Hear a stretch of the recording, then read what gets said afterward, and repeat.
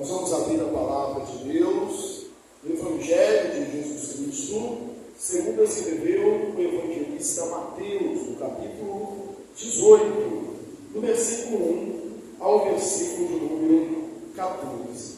A proporção que os irmãos forem encontrando o texto, eu os convido a se colocar de pé em reverência à palavra de Deus. Repetindo a referência, Mateus 18, do versículo 1 ao versículo 14. Amém? Todos encontraram? Vou ler os irmãos, por favor, acompanhem.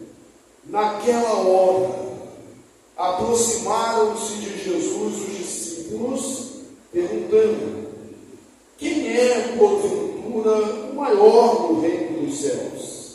E Jesus, chamando uma criança, colocou-a no meio deles e disse: em verdade vos digo que, se não vos converterdes e não vos tornardes como crianças, de modo algum entrareis no reino dos céus.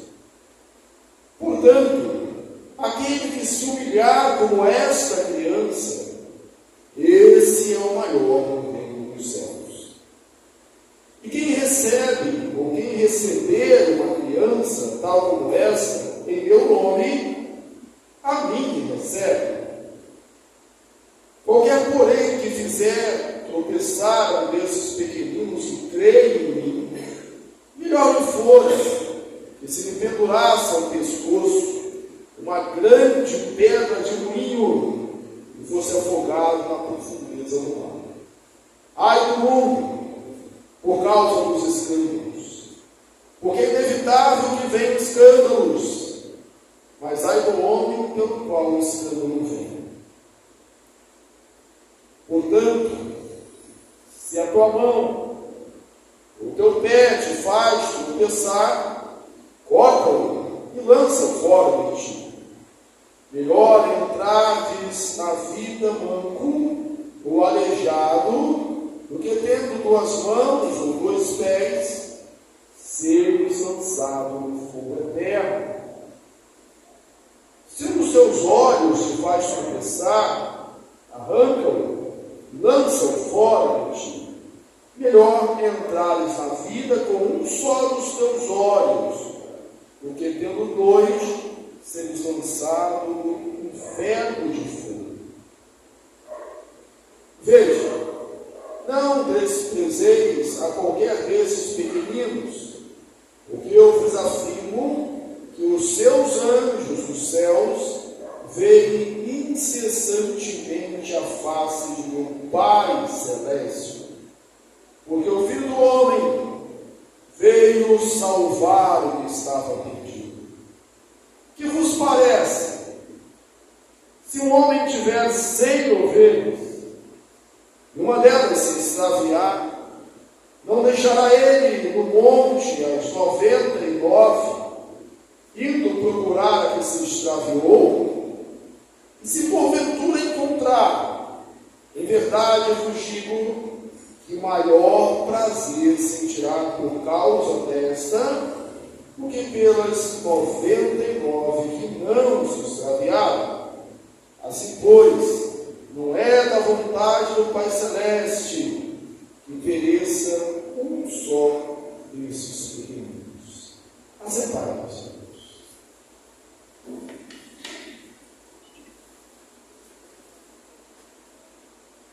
Evangelho, chegamos aqui no capítulo 18, no Evangelho de Mateus. Alguns comentaristas, entre eles William Gris, entendem que essa porção, que esse texto, Mateus 18, deve ser considerado como um conjunto, um bloco, apenas um texto. E nós concordamos com isso. Apenas para que a mensagem não fique muito extensa, nós hoje resolvemos dividir. Por isso, lemos até o versículo 14 apenas. Na semana que vem, nós continuamos Nós falaremos a partir do versículo de número 15. Chegamos aqui ao quarto grande discurso de Jesus registrado nos Evangelhos. A primeira expressão do texto, naquela hora, naquele momento, naquela mesma hora, naquele dia, liga intensamente, fortemente o texto ao texto anterior. Qual é a história anterior que nós vimos aqui? É Jesus pagando tributo, quando aqueles homens, os julgadores, chegam e perguntam a Pedro: não paga o seu mestre tributo das 2 dracmas? Então, no mesmo dia, no mesmo momento.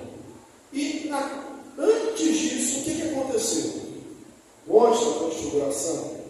Mas quando Jesus desce, Jesus ele prevê pela segunda vez a sua morte. Os seus discípulos ficam entristecidos.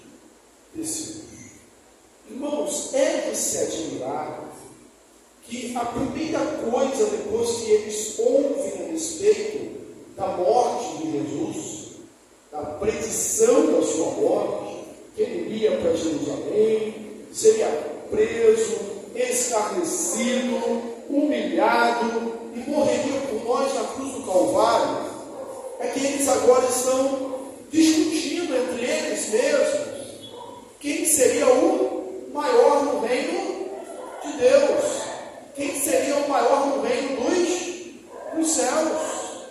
Jesus, ele está disposto a entregar a sua vida. Jesus é aquele que se esvazia. Jesus está falando de autonegação. Jesus está falando de renúncia. Jesus está falando de abrir mão da própria vida por amor. E os seus discípulos estão discutindo em saber quem é o maior no reino dos céus. Isso é de se estranhar. Mas, por vezes, isso é o que também acontece conosco.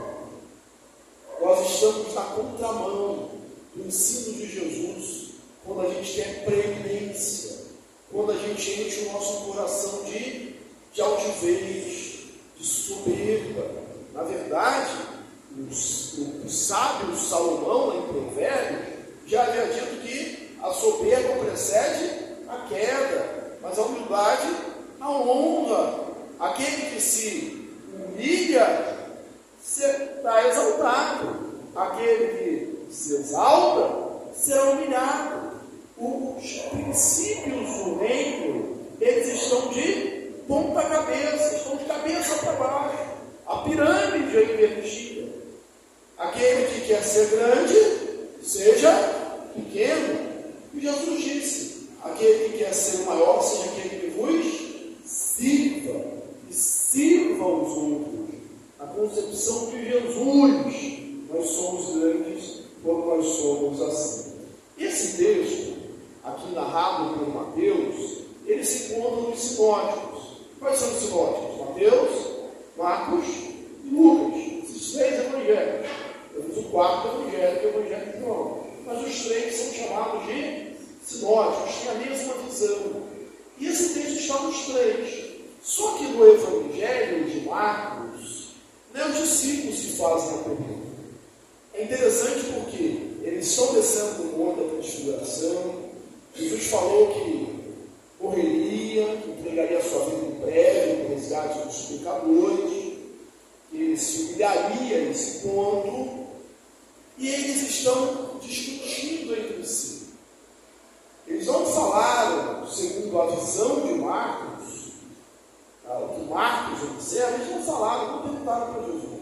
Eles estão discutindo entre eles. E aí Jesus pergunta: o que vocês discutem entre vocês? Eles nem falam, porque eles estavam possivelmente com vergonha. Eles não sabiam qual seria. Eles sabiam que estavam indo na contramão do ensino de Jesus. Então, logo a introdução, a gente pensa que Jesus está falando de humilhação, de morte, de esvaziamento, de entregar-se, de de autorrenúncia. E os discípulos estão pensando em autopromoção. Possivelmente, por causa do conceito errôneo que eles ainda tinham do reino de Deus, como era nutrido pelos judeus. A saber, o reino de Deus é o reino terreno, é o reino político. E eles estavam querendo saber, olha, já que ele vai morrer, quem é o maior, quem é o sucessor? Quem é ou então, se o reino dele vier agora, quem é o primeiro-ministro? Quem está ali à frente, dos negócios? Eu quero saber, por causa de uma visão errônea.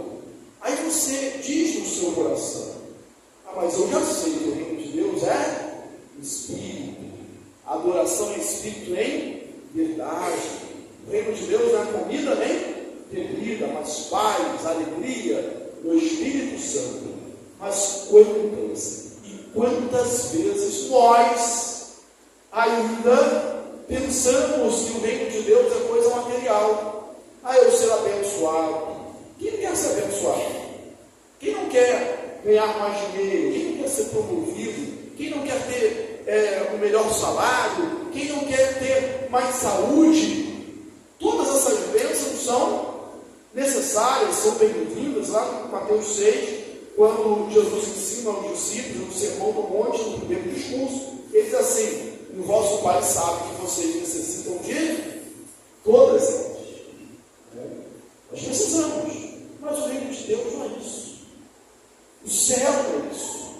Ser crente não é isso. Não é. É algo muito maior, é espírito, é verdade, é glória de Deus. E tantas vezes nós vemos, especialmente em alguns casos, alguns lugares, algumas igrejas, as pessoas entendendo, identificando ser crente apenas como receber muitas bênçãos. Nós queremos bênçãos. Deus é o Deus das bênçãos, mas nós queremos muito mais o Deus das bênçãos do que as bênçãos de Deus. Então, possivelmente, essa visão veio por causa de um olhar equivocado em relação ao reino de Deus.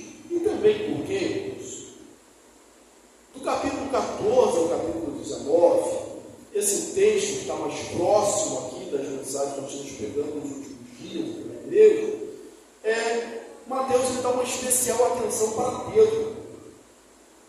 Fala-se pelo menos uma dúzia de vezes o nome, Pedro, Simão Pedro, ou apenas Simão. Pedro parece estar em destaque. Pedro é aquele que confessa que tu és o Cristo, o Filho de Deus vivo.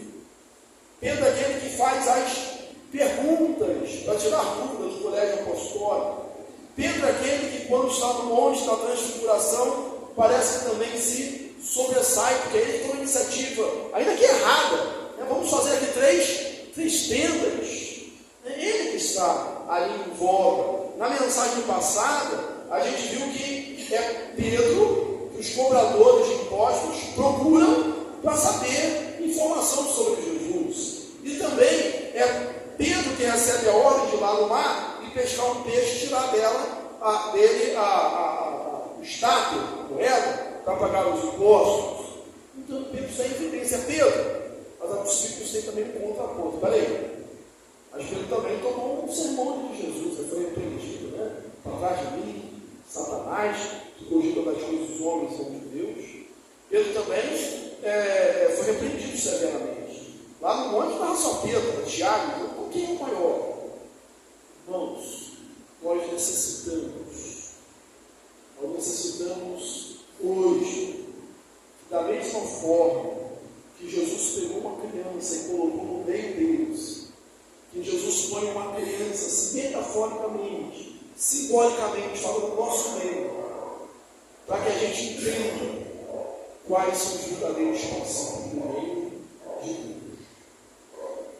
Monsi, o teólogo, ele olha para esse capítulo 18 dele e vê como se fosse um manual de conduta, de ética cristã, um manual eclesiástico, porque ele vê aqui o seguinte: olha, trata de assuntos como humildade, responsabilidade, autorrenúncia, cuidado individual, disciplina, comunhão fraternal, perdão, de todas essas coisas.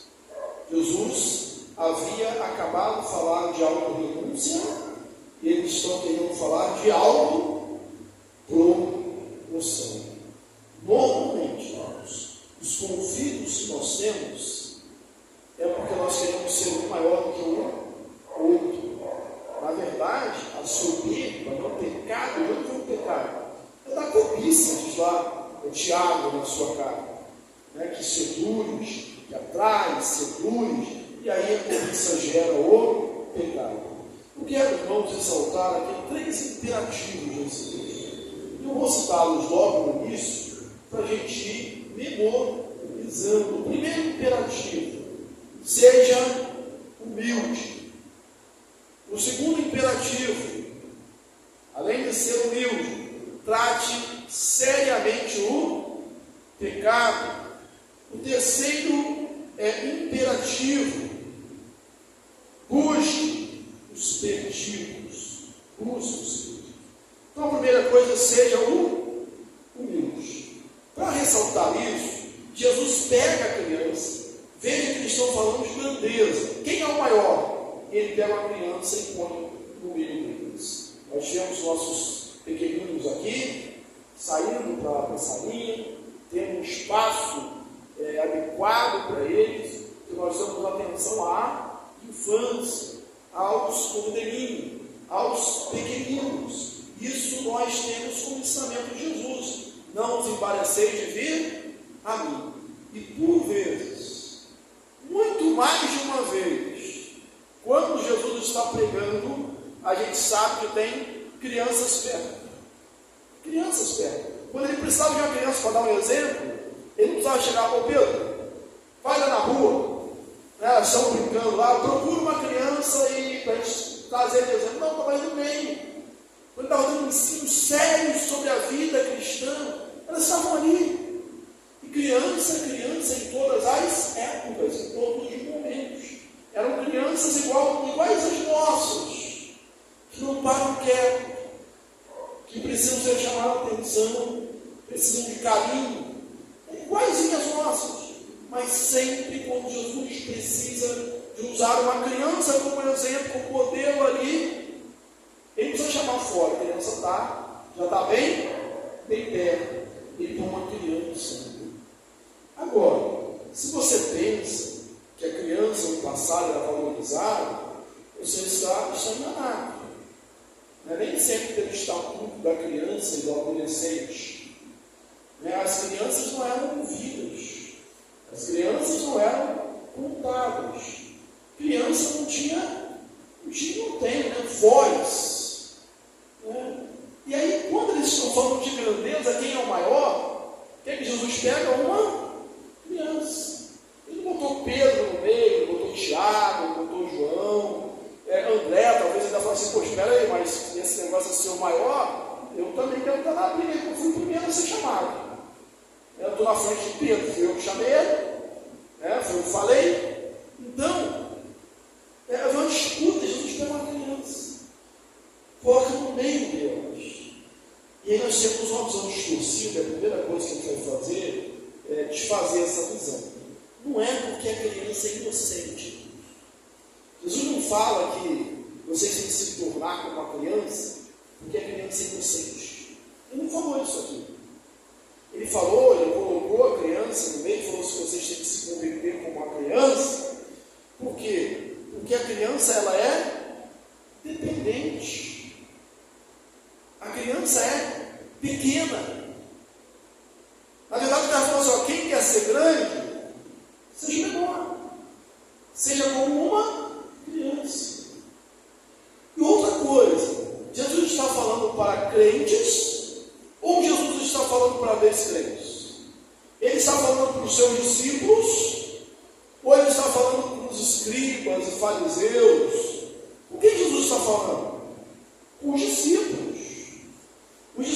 eram convertidos? Creio que sim. E Spurgeon, ele vai dizer o seguinte, que eles eram convertidos em muitos sentidos, mas eles também ainda precisavam se converter. Em que sentido eles precisavam se converter?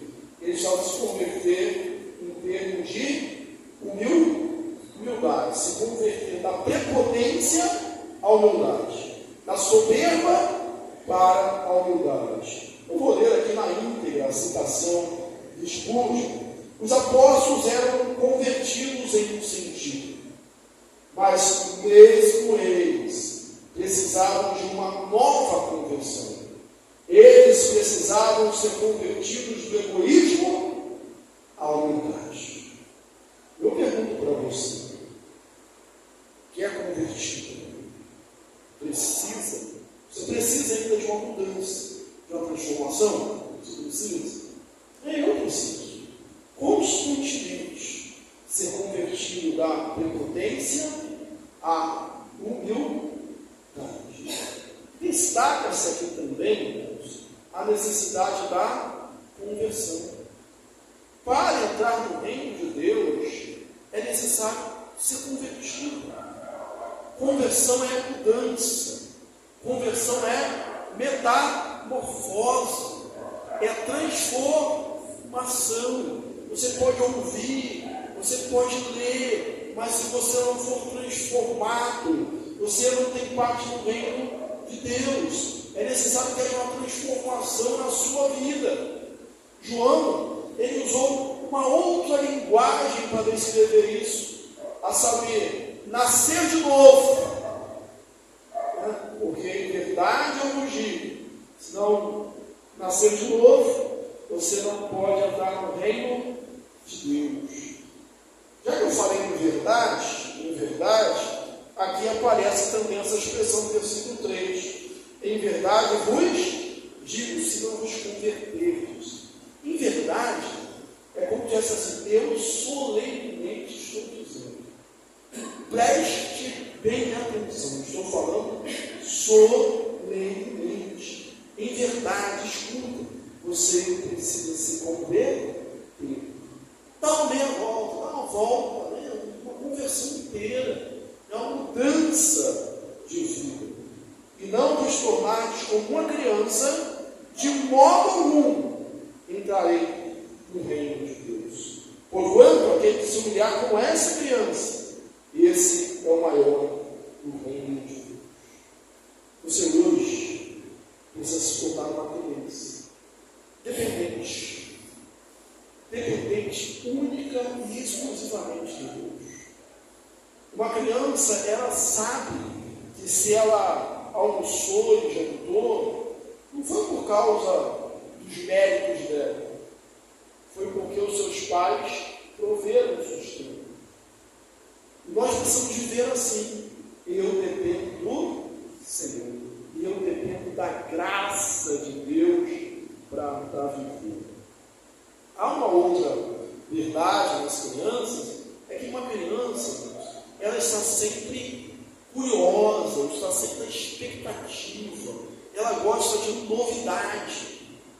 Criança, ela brinca com tudo, ela consegue pegar objetos assim, transformar tudo num brinquedo, ela consegue criar um mundo ali.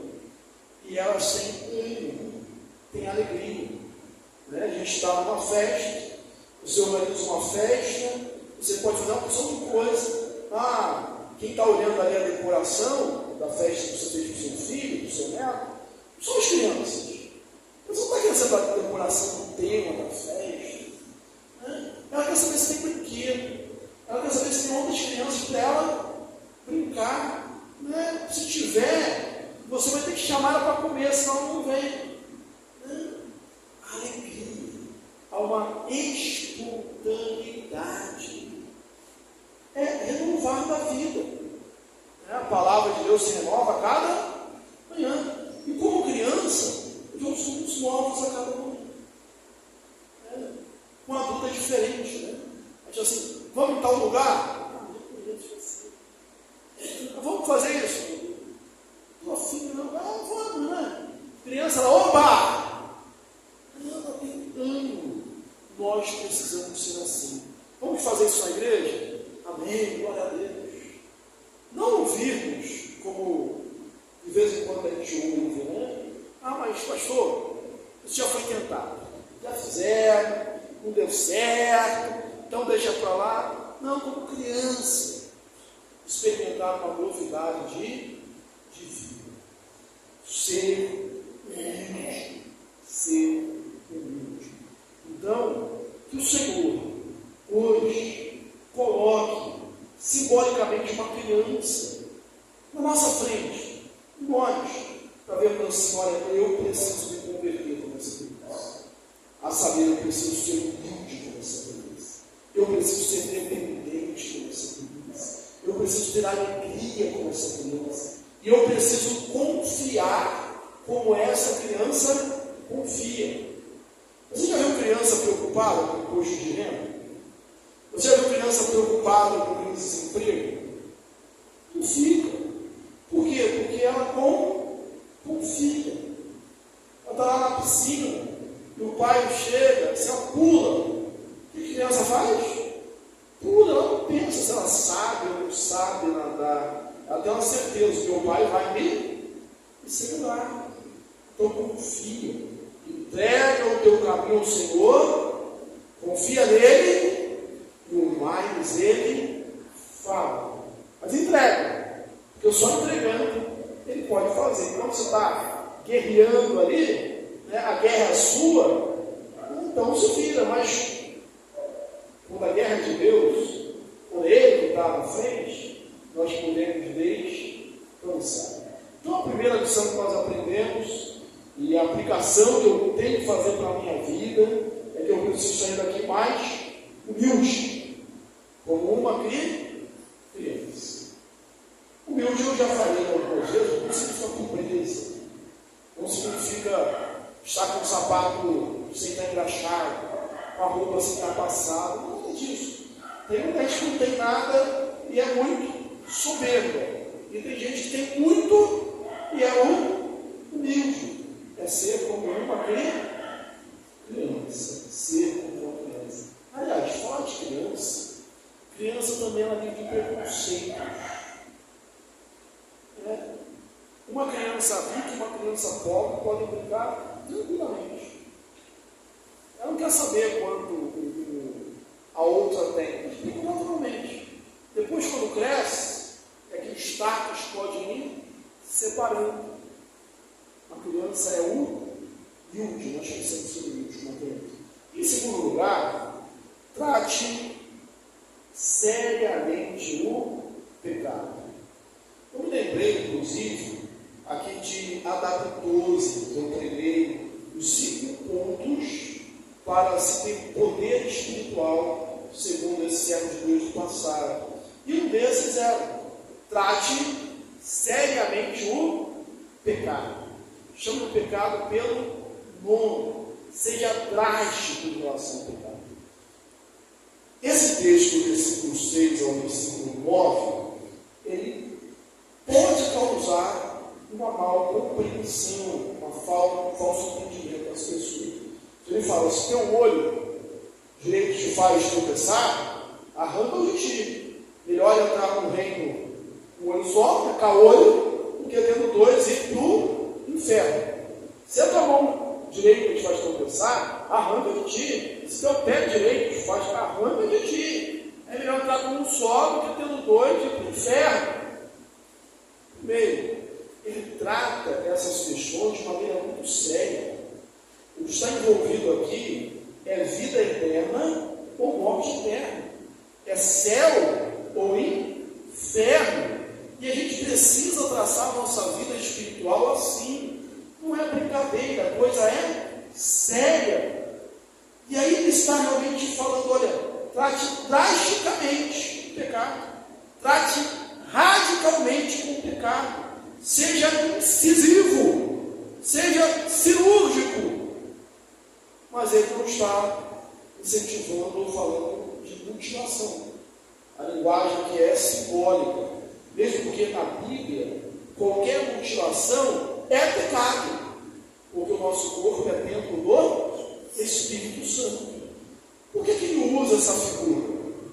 Justamente para falar, seja radical. Não use meios termos. Não use de parcimônia. Está te fazendo pecar? Tira. Está te afastando do caminho do Senhor? Sai dali. Está fazendo mal para a sua vida espiritual? Foge. Faz como José fez ali com a mulher de Potifar. Ela se despiu, queria ter relações com ele, agarrou e ele fugiu. E não ficou para mostrar que ele era forte, que ele era impecável, porque não era impecável só Jesus. Só Jesus não cometeu pecado. Nós não temos um sacerdote que não possa se compadecer das nossas fraquezas. Mas ele se fez em tudo a nossa semelhança, exceto no pecado. Só ele. Mas sabe fazendo pecar? Arranca. Fugir da aparência do mal, diz Paulo lá, escrevendo aos Tessalonicenses, no capítulo 5. Não brinca. E as figuras de Deus é a mão. Por quê? A mão, quando a gente fala de mão, nós estamos falando o quê? De ação. Não é isso? De agir. Expressões que revelam isso. Mãos à obra. Não é só a mão, né? O corpo todo. A gente fala mãos à obra. Quando você está precisando de uma ajuda, o que você diz? Dá uma mãozinha aí. Então, a mão como aquilo que a gente faz. Então, se o que você faz está tirando você do rumo do céu, arranca. Não a mão, mas aquela atitude pecaminosa. E às vezes atitudes que nem são pecaminosas, mas estão atrapalhando a nossa jornada. Eu gosto muito lá do texto de Hebreus, quando fala assim: desembaraçando de todo o peso e do pecado que tenazmente nos assedia. Corramos para a carreira que nos está proposta, para o prêmio que nos está proposto. Às vezes, não é um pecado, mas é um peso que está me atrapalhando de correr. Então eu devo despojar, eu devo jogar fora. Por que não é algo físico? Porque quem disse se for físico, se você tirar uma mão, você não pega com a outra. Se você tirar um olho, você não vê com o outro para pecar do mesmo jeito. Se fosse assim, cego não pecava, né? Cego não precisava de Jesus. Mas precisa. A mão símbolo da ação. Os pés, aquilo que nos leva, aquilo que nos conduz, que nos dá direção. Se está nos levando para o lugar errado, arranca aquela ação, arranca aquele caminho, tira, exclui da sua vida, mas não negocia não. Não diz assim, até aqui eu posso ir, daqui para lá eu não posso mais. Não, tira completamente, arranca. E interessante é que a linguagem é tão forte, arranca e joga forte, não deixa perto, joga para longe, para que você não caia mais em tentação. Não nos deixe cair na tentação, foi o que o Senhor Jesus nos ensinou a orar. E os olhos, irmãos? É de onde vem toda a informação. Então, se olhar para cá para não fazer pegar, quem tem ouvidos, ouça, estou olhando para cá, tem uma tentação. Eu faço um olho para o outro lado, eu desvio o meu olhar. Nós já estudamos aqui, vimos aqui o Evangelho de Mateus, e nós temos aqui ainda um texto, Mateus, no capítulo 15, Deus fala de lavar as mãos, ou não que entra pela boca, que contamina o homem, é o que sai.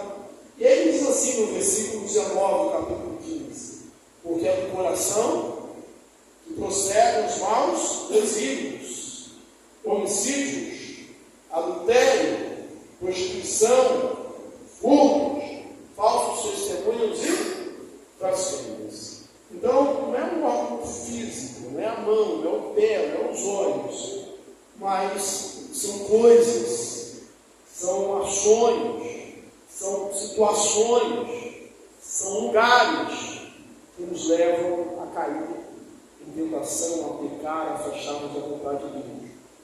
Então arranca. Arranca significa o quê? Seja radical, seja enérgico, seja aquele que age ao extremo, não seja meio termo. Na verdade, o meio termo não é muito bem-vindo nessas questões espirituais. Por exemplo, lá no livro de Apocalipse, o que nós temos lá em Apocalipse? Quem dera fosse frio ou quente, porque é morno, estou a ponto de vomitar da minha boca. Não há meio termo, não há negociação com o pecado, não há transigência, não há acordo, é arrancar. E o prêmio? Qual o prêmio? Qual é a motivação? O que nos impede, nos induz a fazer isso? Entrarmos no reino de Deus, no reino dos céus. A verdade é que nós não entraremos lá pelos nossos méritos. Entraremos apesar dos nossos deméritos. Mas entraremos somente porque somos lavados e remidos pelo sangue de Jesus, pelo Cordeiro de Deus que tirou o pecado do mundo. Mas aquele que nos predestinou antes da fundação do mundo, Efésios 4, ele também nos chamou para a santidade. Nós somos feitura dele, criada em Cristo Jesus, mesmo capítulo, versículo 10, para boas obras, as quais Deus de antemão preparou para que andássemos nela. Efésios 2, 10. Então nós já vimos. Primeiro imperativo, seja humilde. Segundo, trate seriamente o pecado. E terceiro, busque os perdidos. O versículo 19, no versículo 10, ele começa assim: veja, não desprezeis qualquer coisa dos pequeninos. Fica claro, irmãos, que Jesus está falando, eu estou literalmente uma criança, mas por pequenino, cordeiro, ele não está falando só de criança. Ele está falando de gente que se torna como uma criança. Ele está falando de cada um de nós. Ele está falando daqueles dentro da casa de Deus que são os mais humildes, ou são os mais fracos, os mais frágeis, os mais novos, aqueles que tropeçam. E aí Jesus diz: não os desprezeis. Não os desprezeis. Inclusive ele diz: olha, em relação às crianças, os seus anjos veem a face do meu Pai constantemente. E aí é bom a gente dar alguns esclarecimentos, né, para evitar o erro, a dúvida. Aí tem gente que pega vocês e fala assim: está vendo? Existe anjo da guarda. Isso que está falando de anjo da guarda. Os anjos intercedem por nós. Não, diz que ele vem. Diz que eles vêm para interceder. Na verdade, a Bíblia diz que os anjos são ministros de Deus a serviço dos servos de Deus, a nosso serviço. Então, eles são constantemente lá na face de Deus, para receber a ordem de Deus. Né? E se você quer ter um anjo da guarda, você acha que isso é bom, eu acho que está tremendamente enganado e está na cena de vontade. Porque quando a gente usa, Deus manda não um, mas manda anjos, né, que acampam ao nosso redor e nos protege. Ora, por que você vai desprezar aqueles que são fracos, se eles são amados por Deus? Por que você vai falar mal, lembrando lá de Tiago 3, do seu irmão, se ele é a imagem e semelhança de Deus? Que contradição é essa?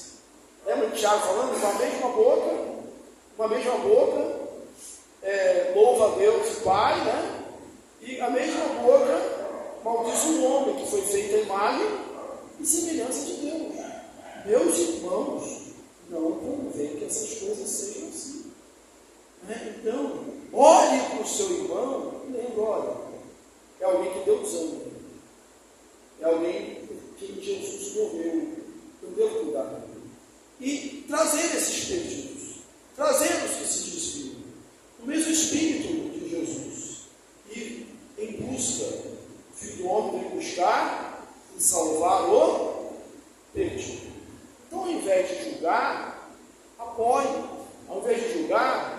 estende das mãos. E se porventura você é essa ovelha perdida, ele cita aqui, e lá em Lucas, se você quiser a exposição completa, lá em Lucas ele conta a parábola inteira, né, da ovelha que se extraviou, e o pastor deixou as 99 no aprisco e foi buscar a que tinha se perdido. Essa ação não é logicamente aceitável pelo ser humano. Como você deixa 99 para buscar um? Né?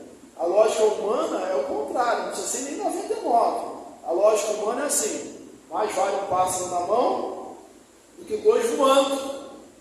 Mas a lógica de Deus não é assim. Ele deixa os 99 para buscar um.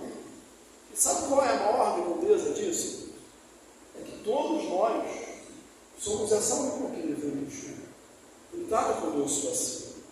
E quando ele encontra o perdido, e trata, como o pastor trata de uma ovelha, cuida das suas feridas, alimenta, coloca nos seus ombros e atrás de volta o seu aprisco, a sua família, a Bíblia diz: não há mais sermão ali, não há mais bronca ali, como nós fazemos, e temos que fazer mesmo com nossos filhos, tá?